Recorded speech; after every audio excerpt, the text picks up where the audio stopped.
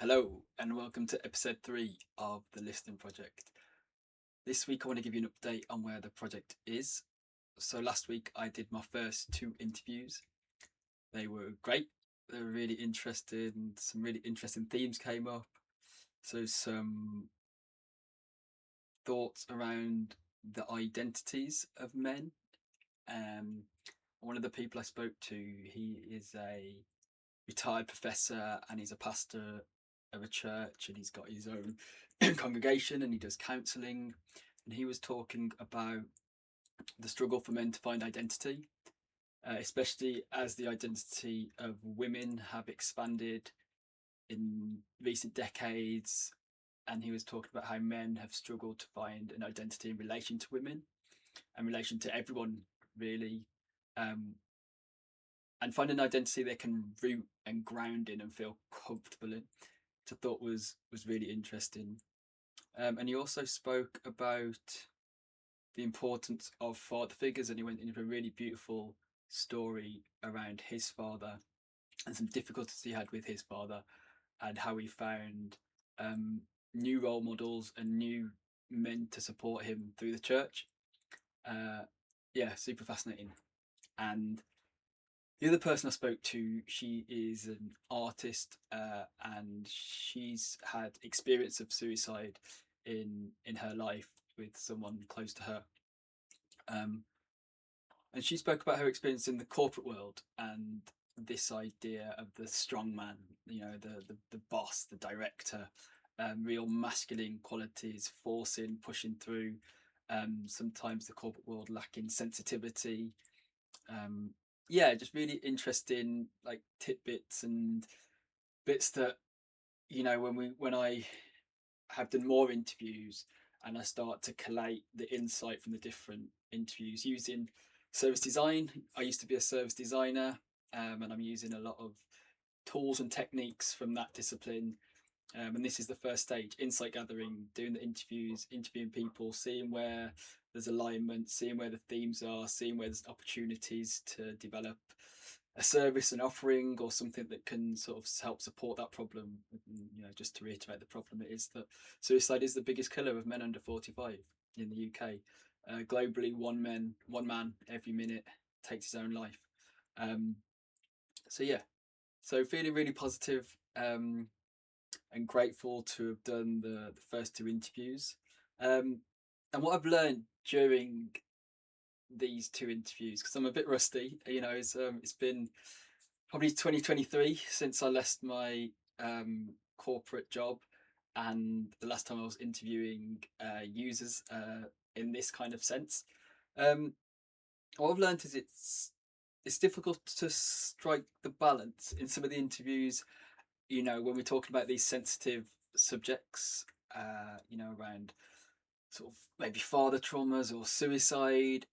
Yeah, when to push and when to trust that the interviewee can handle a bit more, and when to sort of let them breathe and take a second.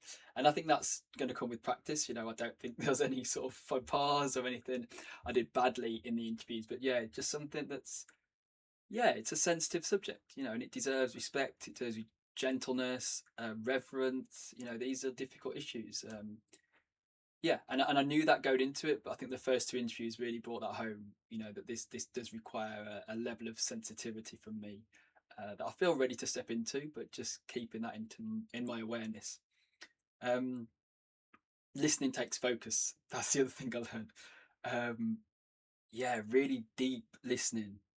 Once or twice during the interviews, I caught my mind wondering or caught my mind sort of disagreeing with them and wanting them to have, wanting the interviewee to say something, or yeah, just noticing my mind going in a different direction. And uh, I guess in some ways getting distracted, but yeah, just really in those moments, just returning to my breath, returning to what's going on in my body, taking a deep breath, not needing to be in control, just allowing the interviews to unfold. And yeah, I'm really learning that is a skill, to deeply listen and be non-attached. Just listen. Even though I've got experience of this subject. Yeah, I only have one once or twice though, which I'm pleased to announce. Pleased to say. Uh, so yeah, and overall, as I said earlier, I really enjoyed the interviews.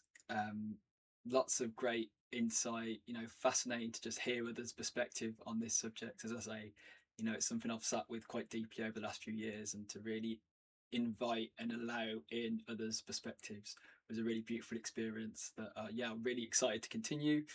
I'll be sharing some quotes and some snippets, some audio snippets from the conversations, and I've thought about this whether to share the snippets, and obviously it is a sensitive subject, and there is confidentiality things and people wanting to keep their privacy. And what I'll be doing is just sharing audio clips, and not giving any information other than sort of maybe, the initial of the person. So A, who's a pastor and retired professor, said X, and using his audio.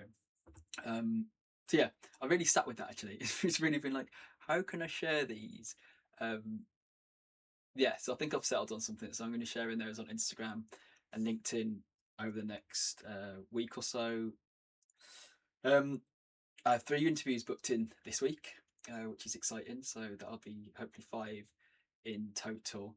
And I'm hoping to do between 15 and 20 interviews with different men who've struggled, men who've supported men who've struggled, women who've witnessed men who've struggled, who supported men, professional psychologists, GPs, people like that, and then community leaders, people who run men's groups.